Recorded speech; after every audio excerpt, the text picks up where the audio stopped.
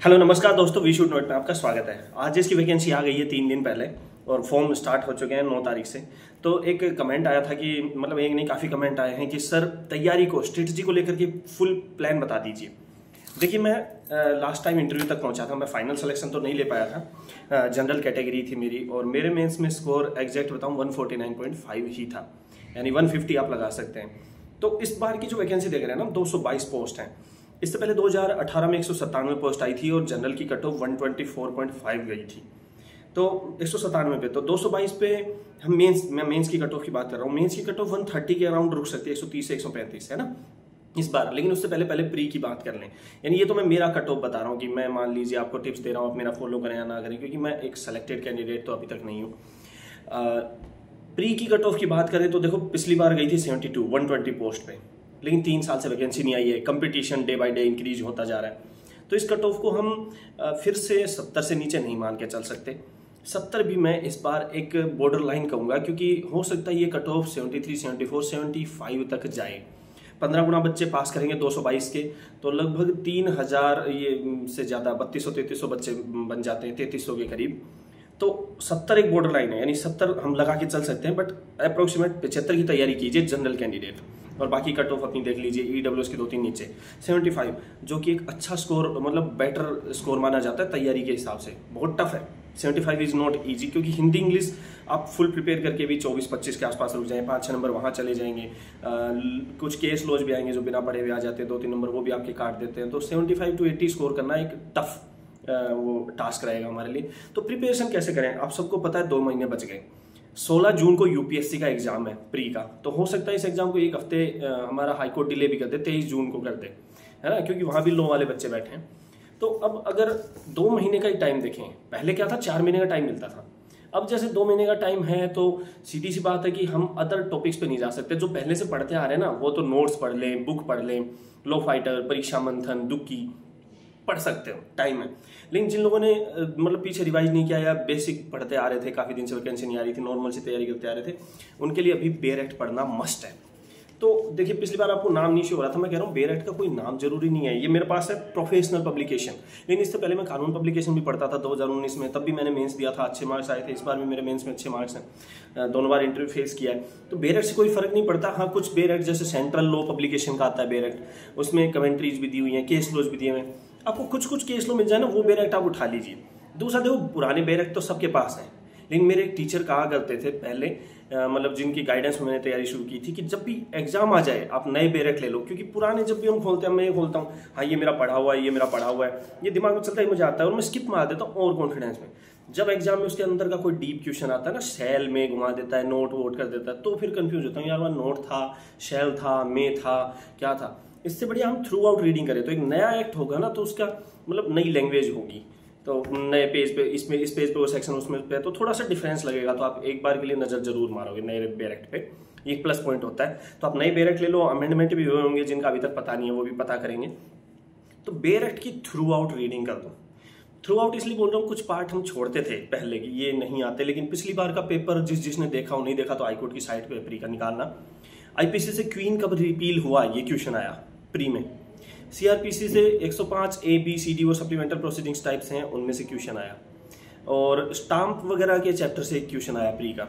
Section 505 और 506-7 वाला question आया। मतलब इस तरह के क्वेश्चन आए जिनको हम थोड़ा सा स्किप करते हैं और ऊपर से देखते हैं, उनमें से 5-6 क्वेश्चन पढ़ के। अब बात यहीं पे नहीं रुकती है, अदर एक्ट से जैसे जेजे का सेक्शन 3 या 4 है, अभी मैंने रिसेंटली देखा नहीं है कि उसके क्या प्रिंसिपल्स होंगे, वो कितने प्रिंसिपल हैं, 12, 13, 14, 15, 16 ऐसे ऑप्शंस आ गए थे। तो जिन चीज़ों को हम स्किप कर जाते हैं ना, वो भी पिछली बार प्री में आए थे। तो बेरेक्ट को पढ़ना तो भैया मैं तो यही कहूँगा कि देखो बर्डन तो रहेगा, लेकिन पूरा पढ़ना पड़ेगा। फिर मेमोराइज आप इंपॉर्टेंट को कर लीजिए, लेकिन पढ़ना तो एक बार पूरा ही पड़ेगा आप लोगों को। थोड़ा सा टाइम कंज्यूमिंग है, लेकिन मेजर एक्ट 5 करोगे ना, आप टारगेट बना लोगे। जैसे एविडेंस में 160 सेक्शन है, आप 40-40 का पार्ट करोगे, 4 दिन में पूरा हो जाएगा। पूरे दिन पढ़िए, रात को लिखिए। अगर आप 0 लेवल से स्टार्टिंग कर रहे हैं, जिसका किया हुआ उसको तो इश्यू आने वाला नहीं है। जो एक कमेंट था कि सर मैं इन 2 महीने में तैयारी कर सकता हूँ क्या, बिल्कुल कर सकते हो। एक आधा एक्ट रह भी जाएगा तो दिक्कत नहीं है, क्योंकि 100 में से 100 कट ऑफ नहीं जा रही। और लास्ट में देखिए कुछ एक्ट्स हैं जिनको आप एक बार पढ़ते ही कर देंगे। जैसे रेंट कंट्रोल से क्या क्वेश्चन आता है कि रेंट कंट्रोल अथॉरिटी कहाँ दी हुई है, किसको अपॉइंट कर सकते हैं, एसडीओ वगैरह को, कितने दिन में लैंडलॉर्ड इंस्पेक्शन कर सकता है, कितने दिन का नोटिस देके, 3 महीने में एक बार, ऐसे क्वेश्चन आते हैं, है ना। इसी तरह से जो माइनर एक्ट्स में प्रोबेशन आपका 1 घंटे में ही हो जाएगा, पहली बार भी पढ़ोगे तो। एनआई 1 घंटे का एक्ट है ना, तो उनमें से बेसिक क्वेश्चन आते हैं, तो माइनस आपका शॉर्ट हो जाएगा। टीपी कॉन्ट्रैक्ट वगैरह एसआरए 2-3 को छोड़ के। मेजर का रोल है रोज 40-50 सेक्शन तो आपको करने पड़ेंगे, अगर 2 महीने का टारगेट है, क्योंकि इसमें गलती आपकी है। आग लगने पे कुआं नहीं खोदा जाता, अब जब आग लग चुकी है तब आप कह रहे हो सर अब कुआं खोदना है, तो ये आपकी मिस्टेक है, आपको पहले से लगे रहना था, है ना। जो पहले से लगे हुए उनका रिवीजन का एक फंडा बता देता हूँ।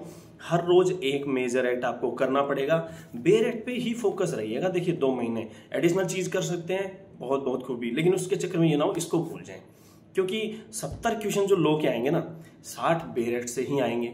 4 या 5 केस लो आएंगे, पिछली बार तो एक ही आया था, और 3-4 ऐसे आएंगे कब रिपील हुआ, वो भी हालांकि इसमें से ही होते हैं, कब रिपील नहीं हुआ, लेकिन चलो हम स्किप मारते तो उनको मैंने छोड़ दिया। लेकिन 60 मार्क्स आप गेन कर सकते हैं only through bare act. Negative marking नहीं है, इसलिए कि कहीं कंफ्यूज भी हो तो भी हम गैस कर सकते हैं वहां पे। तो 60 यहाँ से लेते हो आप। हिंदी इंग्लिश को आप राघव प्रकाश हिंदी इंग्लिश के लिए कोई भी ग्रामर उठा लो, बाकी बीके रस्तोगी आरजेएस के लिए पर्टिकुलर बुक आती है, हालांकि वो बहुत शॉर्ट है, बहुत समराइज है, कम एग्जांपल है, तो आपको लगेगा कि इसमें पेपर बनेगा नहीं बनेगा, बट वो कॉन्सेप्ट क्लियर आपका कर देगी। तो आप बीके रस्तोगी को रेफर कर सकते हो, और उससे हार्ड पढ़े तो बहुत बढ़िया, वो बहुत ईजी बुक है।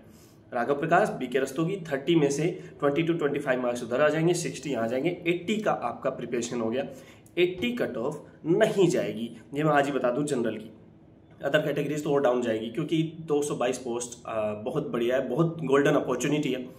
आगे हम मेंस की तैयारी को लेकर भी बात करते हैं, लेकिन अब 4 महीने दिए तो मेंस की तैयारी अभी साथ साथ नहीं कर सकते।